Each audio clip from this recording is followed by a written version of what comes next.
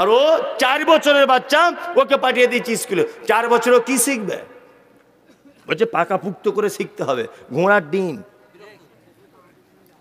সন্তানের সঙ্গে টাইম দিতে পারছেন না বলে মহব্বত কমে যাচ্ছে।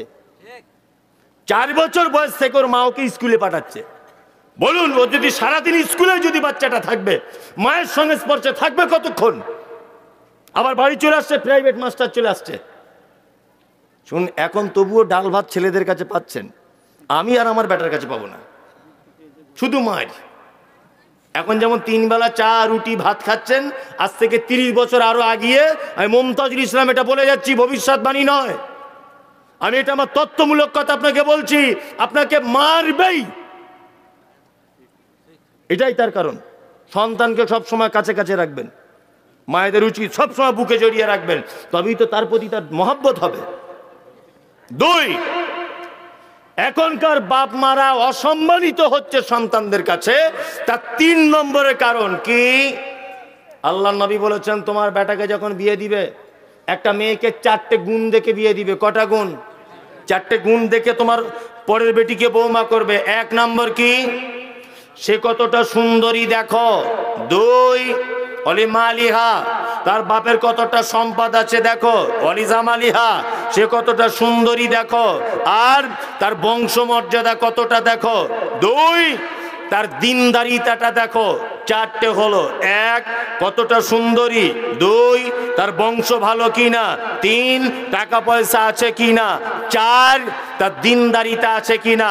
আল্লাহর নবী তার শেষ বাক্যে বলছেন, ফাজফার বিজাতিদ্দিন, 3টে জিনিস না থাকলেও চলবে, তার ভিতরে যদি দিনদারিতা যদি থাকে, অবশ্যই তোমার বেটার বউ হিসাবে, তোমার স্ত্রী হিসাবে তাকে আগে প্রাধান্য দাও। আমরা বৌমা দেখতে যাই বেটাদের, আগো মা তোমার নাম কি গো?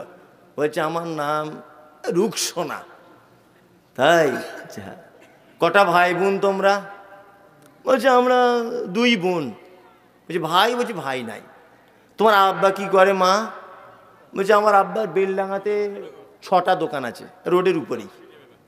এখন এর মাথায় কাজ করছে না শুনে যে বেটাও নেই, আবার 2টো বেটি, মানে বুড়ো মরে গেলে 3টে দোকান আমার বেটা পাবে, বুঝলেন না? ও এক চান্সে বলছে আমার খুব পছন্দ। তা লাস্টে বলছে মা তুমি কি করো? পড়াশুনো করো? বলছে না না না, আমি টিকটকে ভিডিও করি, টিকটক করি। বাড়িতে এসে বলছে উরি বাবা, রোডের ধারে 6খানা দোকান, বেটা নাই, আবার আমাদের যে বৌমা হবে টিকটকের নায়িকা। তা তুমি যদি টিকটকের নায়িকাকে ঘরে আনো, তা ঝাঁটার বাড়ি খাবে না তো ভাত খাবে? হ্যাঁ, এনেছে তো টিকটকের নায়িকাকে। বলুন, কথাগুলো একটা কথা আপনি কেটে দেন, কেটে দিতে পারবেন যে আপনি যে কথাগুলো বলেছেন একটা যুক্তিসঙ্গত নয় এবং বাস্তবেও নয়? আশ্চর্য ব্যাপার। এই জায়গাগুলো খুব কঠিন জায়গাতে আমরা চলে এসেছি, খুব কঠিন জায়গায়।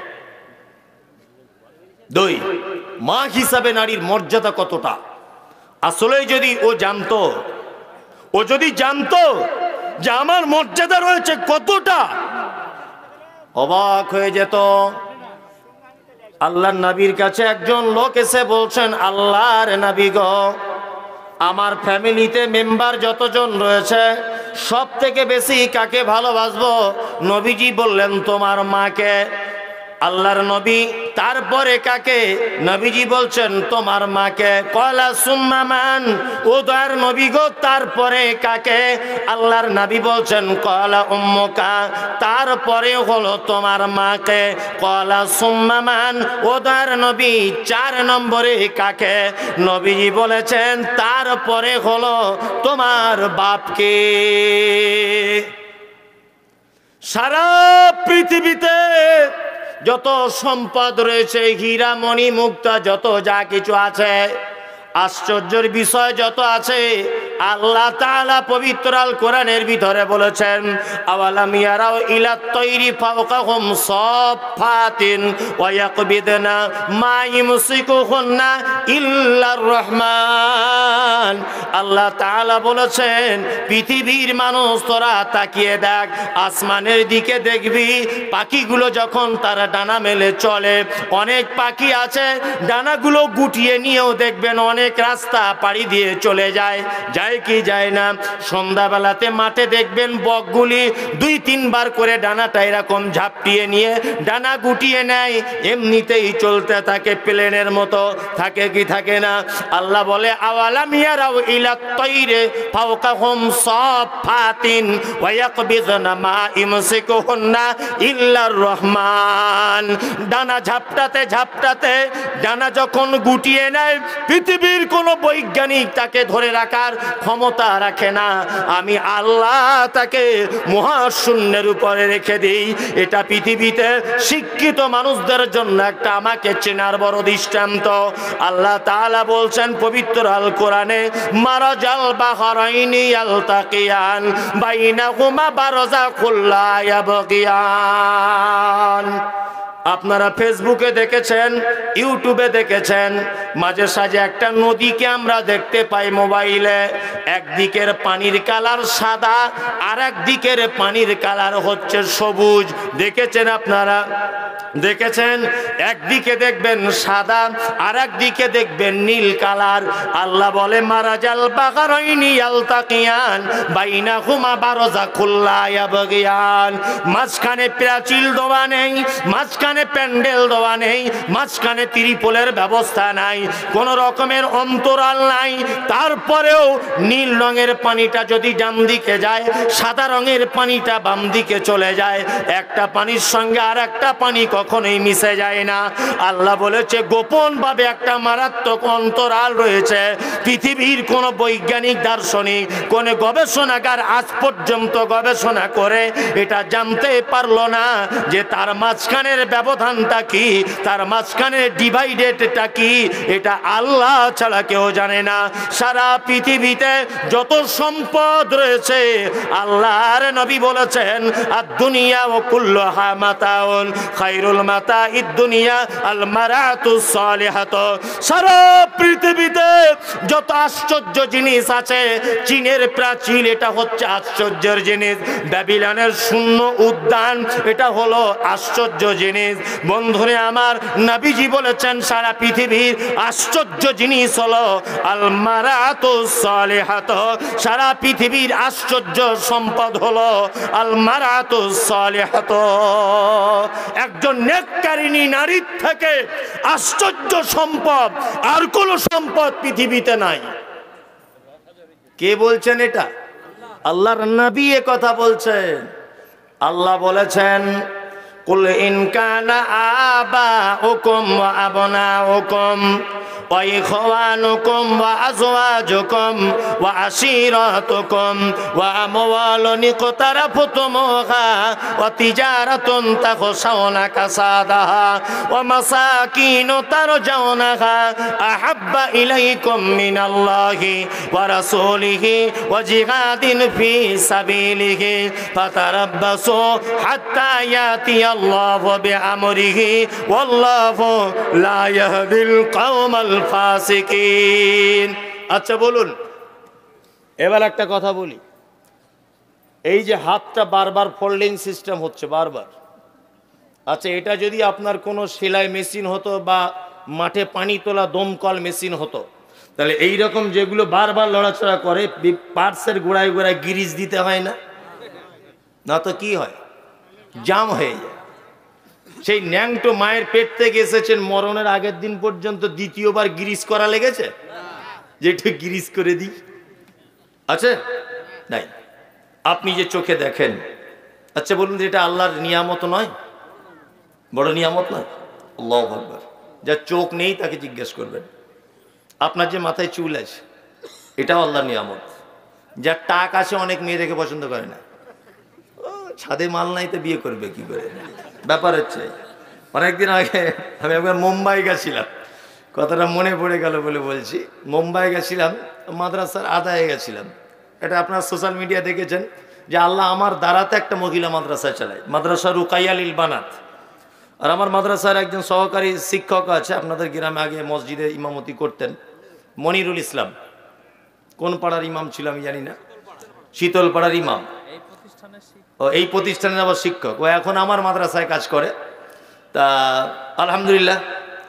তা যাই হোক, তা মুম্বাই গেছিলাম মাদ্রাসার আদায় করতে।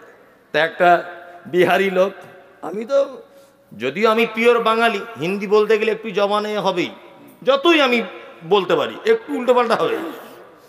তা ওই লোকটা আমাকে বলছে যে হুজুর বড় দুঃখের বিষয়। আমি জিজ্ঞেস করছি, বড় সোনার দোকানের মালিক, তা আমাকে বলছে হুজুর আমার জন্য একটা মেয়ে দেখুন তো। আমি যে আপনার এই প্রায় 45 বছর বয়স এখনো বিয়ে করেননি? তখন মাথার সে ক্যাপ্টেন টুপি না কি বলে, কি বলে ওটা, যাই হোক ওই টুপিটা খুলে বলছে এই যে সাদে মাল নাই আমাকে বলছে। তা আমি তখন বলছি এটার জন্য কি সমস্যা আছে? বলছে না, এত মেয়ে দেখেছি যে ওই টাকাগুলো রেখে দিলে আমার দোকানের দ্বিগুণ হয়ে যেত, এত টাকা খরচা করেছি, কোনো মেয়ে পছন্দ করেনি। তা ভালো, আমাকে বলছে হুজুর একটু ওষুধ আপনার যদি জানা থাকে বলে দেন যাতে চুলটা ওঠে। আমাকে এত প্রেশান, 10,000 টাকা দিয়েছে মাদ্রাসায়। আমি মহা বিপদে পড়েছি, কি ওষুধ দিব? আর বাঙালিদেরকে ওরা ভাবে বাঙালি হুজুর মানে বিশাল জাননেওয়ালা, বিশাল বড় আর কি, বিশাল কিছু ব্যাপার। তা এত বিরক্ত করছে। তা আমি রেল লাইনে ঘুরছি, ঘুরতে ঘুরতে বোম্বাইতেই রেল লাইনে ঘুরতে ঘুরতে ভাবতে ভাবতে দেখছি যে কি করা যায়, লোকটা এতবার বলছে। নিয়ে একটা গাছ ছিল, এই গাছটা তুলে আমি এমনি চালাকি করে দিয়ে দিলাম। আমি ভালো করে বেটে মাথায় লাগানো দিয়েছি। তার পরের দিন আমি প্লেনে করে চলে এসেছি বাড়ি। আর দমদম এয়ারপোর্টে যেই নেমেছি দেখছি ওর ফোন ঢুকছে, হ্যালো, হিন্দিতে বলছে হুজুর মাথায় দেওয়ার পরে এত চুল কাটছে যে আমি থাকতে পারছি না। আমি তখন বিপদে পড়ে গেছি, আমি যত চুল কাবেন তত চুল উঠবে, বুঝলেন না?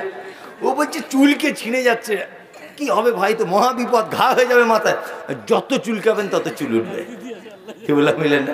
কি গাছ দিয়ে দিয়েছে আমি নিজেও চিনি না। আমি ভেবেছি হয়তো একটু চালাকি করে দিই, লোকটা সান্ত্বনা পাবে, এতটুকু।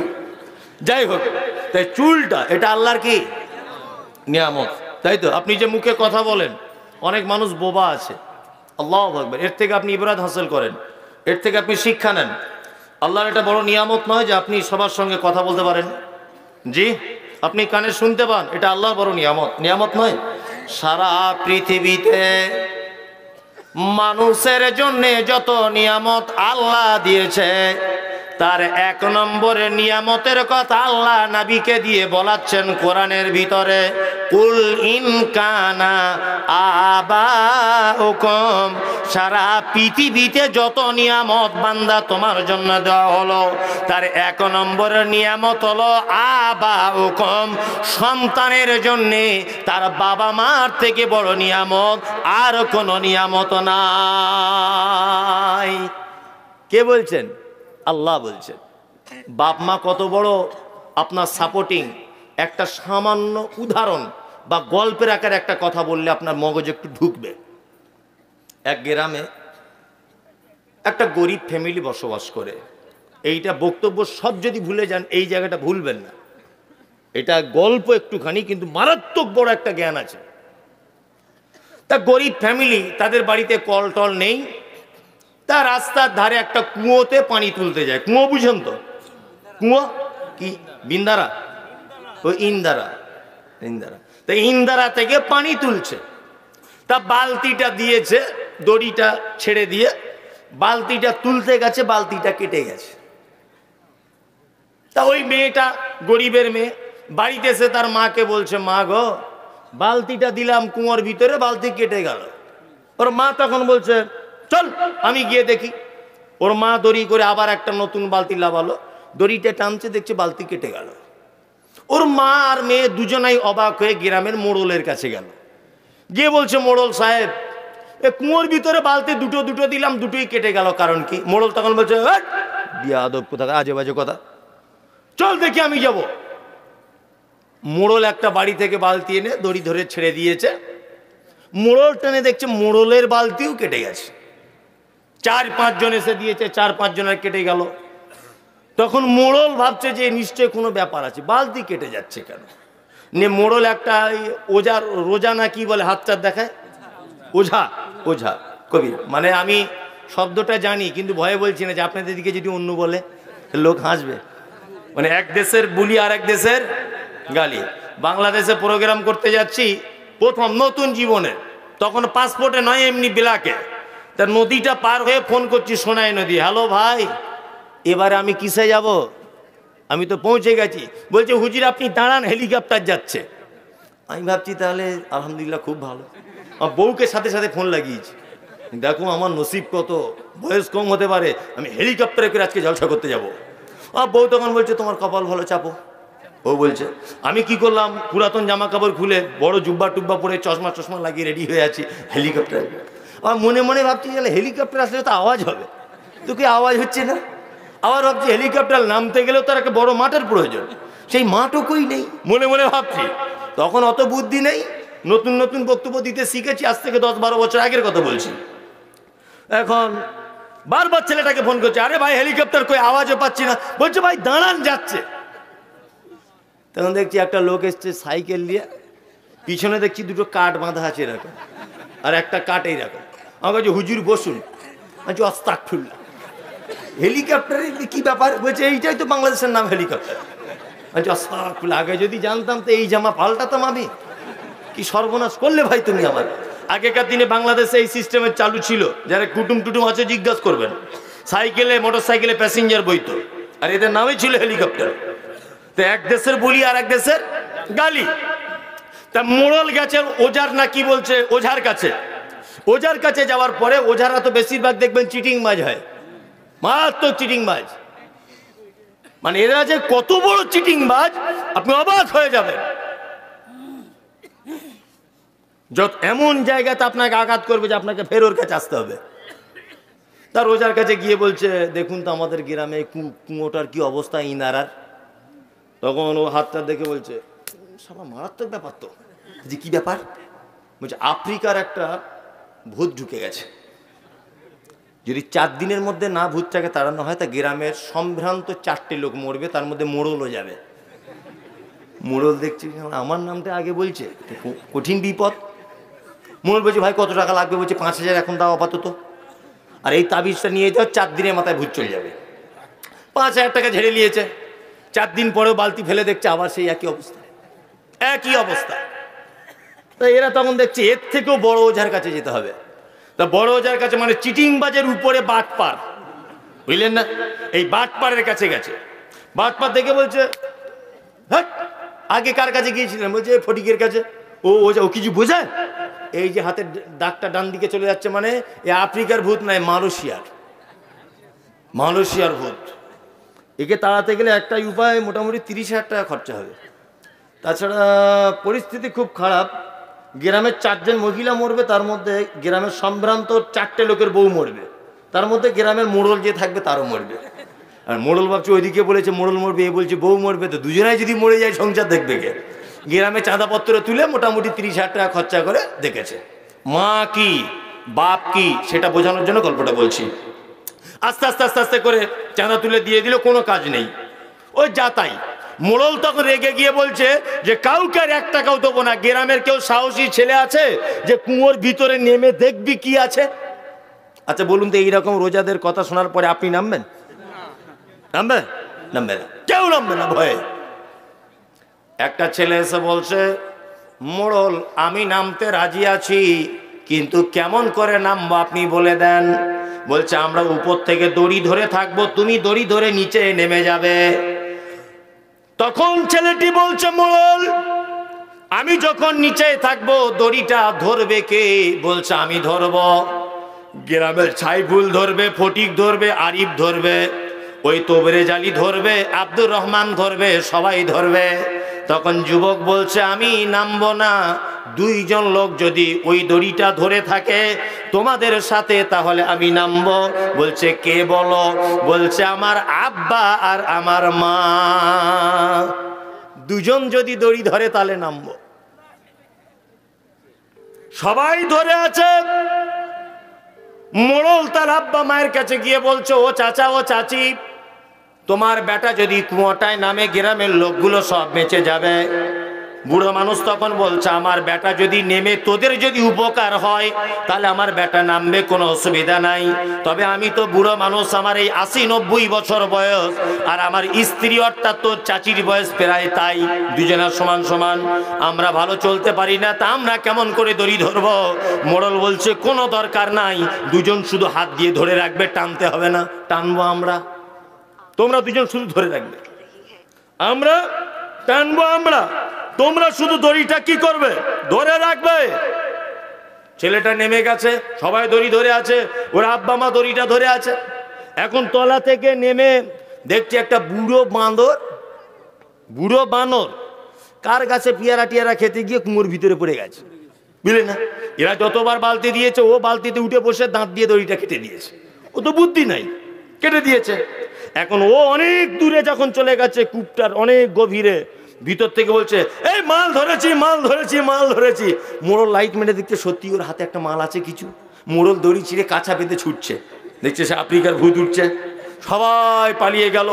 ওর আব্বা মা বুড়ো মানুষ দুজনা দাঁত দিয়ে দড়ি ধরে পা দিয়ে সাপোর্ট দিয়ে দাঁড়িয়ে আছে। আল্লাহু আকবার। শেষ পর্যন্ত ছেলেটা মারবান্তিক অবস্থা, কোন রকম এদিক ওদিক এদিক ওদিক এদিক ওদিক করে উঠে দেখছে কেউ নাই, শুধু আব্বার মা আছে। মোড়ল পরের দিন 10,000 টাকার একটা চেক লিখে বলছে গ্রামের তরফ থেকে প্রাইজ দেওয়া হবে আমাদের সাইফুল ইসলামকে, গ্রামবাসীকে বাঁচানোর কারণে। সাইফুল স্টেজে তুমি কিছু বলো। স্টেজে প্রথমেই বলেছে মোড়ল ওই জন্যই বলেছে পৃথিবীর সবাই শত্রু, পৃথিবীতে কেউ কোনোদিন আপন হয় না, যারাই হয় ক্ষণিকের জন্য হয়। পৃথিবীতে অরিজিনাল আপন হচ্ছে বাপ আর মা। আমি জানি ভয়ের কারণে সবাই দড়ি ছেড়ে দিয়ে চলে যাবে, আমার আব্বা মা যদি দড়ি ধরে জীবনেও কোনোদিন সন্তানদের হাজার বিপদ হলেও দড়ি ছিঁড়ে যাবে না। যারা 4 দিন 4টে ডিম সিদ্ধ খেয়ে ঘন ঘন আম্মাজি বলছে আর নিজের বাপকে বাপ বলে না, নিজের মাকে না মামা বলে না, ভেবে নিও তোমাদের অবস্থা ঠিক এইরকম। বিপদে পড়ে দেখো, তোমার আম্মাজি মেয়েকে ফোন করে বলবে হ্যালো তুই ছেড়ে চলে আয়, থাকিস না, ডাক্তার বলে দিয়েছে যা খাবার খেয়ে নিতে, বেশি দিন বাঁচবে না, ফালতু থাকিস না, চলে চলে চলে যাবে। আর আপনার গায়ে যদি পোকা হয়ে যায়, 20-30 দিন যদি 1-2 বছর যদি আপনার গায়ে পোকা হয়, বিছানায় যদি পেচ্ছাপ পায়খানা করেন, তাও পৃথিবীতে এমন কোনো মা নেই যে হাত দুটো তুলে বলবে আল্লাহ আমার বেটাকে তুমি তুলে নাও। এরকম কোনো মা আছে? কোনো মা আছে? কোনো মা নেই। মায়ের সঙ্গে সদ্ব্যবহার করবেন। মায়ের মর্যাদা ইসলামে কি অনেক অনেক বেশি। চলুন এইবারে বলছি আপনাকে নারী কন্যা রূপে ওর মর্যাদাটা কতটা। আল্লাহ নবী সাল্লাল্লাহু আলাইহি ওয়াসাল্লামের বিবি নাম হয়েছে তার আম্মাজান আয়েশা সিদ্দিকা রাদিয়াল্লাহু তাআলা আনহা। কি নাম? আয়েশা। আম্মাজান আয়েশা বলছেন আমি বাড়িতে বসে রয়েছি, একজন মহিলাকে দেখলাম 2টি বাচ্চাকে নিয়ে আমার দরজায় যেন কিছু চাইলো। আমার বাড়িতে কিছু নাই, একটা খাজুর ছিল, ওই খাজুরটা মহিলাটিকে দিলাম। মহিলাটিকে দেখলাম খাজুরটা নিজে না খেয়ে তার কন্যা 2টির মাঝখানে ভাগ করে দিলেন। বিশ্ব নবী এলেন, আসার পরে আল্লাহর নবীকে আয়েশা বলছেন ইয়া রাসূলুল্লাহ আজকে একটা মারাত্মক ঘটনা ঘটে গেল। বলছে ঘটনা কি? বলছে একজন মহিলা এসেছে 2টি কন্যাকে নিয়ে। আল্লাহর নবী আমরা তাকে একটা খাজুর দিলাম, নিজে না খেয়ে 2টি কন্যার মাঝখানে বিলি বন্টন করে দিলেন। বিশ্ব নবী তিনি বললেন শোনো আয়েশা, কোনো মেয়ে যদি কোনো ছেলে যদি তার কন্যা সন্তানকে নিয়ে যদি পৃথিবীতে যদি বিপদে পড়ে যায়, আমি আর ওই কন্যার পিতা 2 জনে জান্নাতের ভিতরে এইভাবে থাকবো। এইটা বলার পরে আল্লাহর নবী মধ্যমা আর তর্জনী আঙুলকে এক জায়গায় করে দিয়ে বলছে আয়েশা আমি আর ওই মেয়ের বাপ, আমি আর ওই বিপদে পড়ে যাওয়া কন্যার বাপটা 2 জন জান্নাতে এইরকম ভাবে থাকবো। অনেকজন আছে মেয়ে হয়েছে বলে মুখটা বেঁকিয়ে বসে আছে, আর ছেলে হয়েছে বগল বাজাচ্ছে। এই মালে যদি বরকত যদি পেতে চান, মালে বরকত যদি পেতে চান, তাহলে অবশ্যই বাড়িতে আপনার মেয়েকে বেশি করে তার পিছনে খরচা করুন। মেয়ে যা খেতে চাইবে তাই খাওয়ান। যত রকমের পোশাক সে পরতে চায়, তবে ইসলাম বিরোধী পোশাক নয়, যেগুলো সভ্যতা পোশাক, তাই কিনে দেন। মেয়ের পিছনে বেশি বেশি টাকা খরচা করুন, ইনশাল্লাহ মালে বরকত হবে। আপনি কি চারটিখানি ব্যাপার?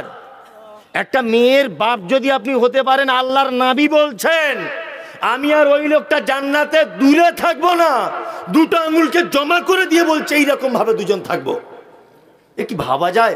নবীর সঙ্গে জান্নাতি লোক। আপনি বাজার থেকে যখন বাড়ি আসবেন, আপেল আঙ্গুর বেদানা যা কিছু আনবেন, সর্বপ্রথম আপনার মেয়ের হাতে দেবেন। প্রথম আপনার মেয়ের হাতে দেবেন। কি বললাম বুঝলেন না? মেয়েকে চুমু দেবেন, জড়িয়ে ধরে আদর করবেন। আল্লাহু আকবার, কত প্রিয়। টাকা পয়সা বেশি বেশি করে খরচা করবেন তার পিছনে।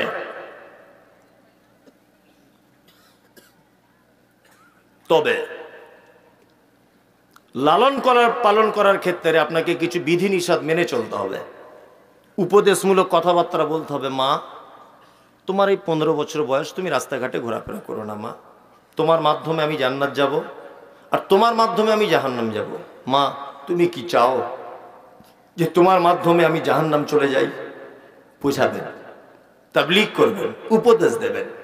বাড়িতে ওর মাকে বলবেন মেয়েটাকে বোঝাও, তাকে দিনদারিতার ব্যাপারে আগ্রহী করাও, তাকে ইসলামের ব্যাপারে উৎসাহিত করেন। তবেই আপনি নবীর সঙ্গে জান্নাত যেতে পারবেন। আর মেয়ে জিন্স প্যান্ট লেগিন পরে বেহায়ার মতো জলসার মেলা দেখতে এসেছে, এই বাপ সম্পর্কে কিন্তু আল্লাহ নবী এ কথা বললেন না, বরং এই বাপ সম্পর্কে বলেছেন ও দায়ুস, ও জান্নাত যাবে না। কঠিন ব্যাপার।